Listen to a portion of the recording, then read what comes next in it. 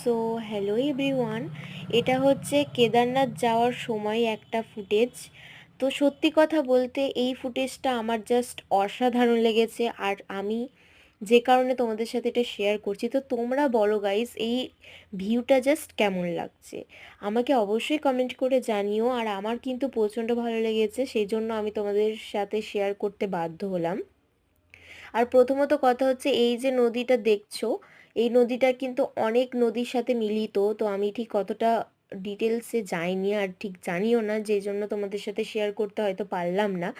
But সত্যি কথা বলতে খুবই সুন্দর ভিউটা। আর কেদারনাথ যাওয়ার পথে এরকম একটা দৃশ্য জাস্ট অসাধারণ ছিল আমার পক্ষে।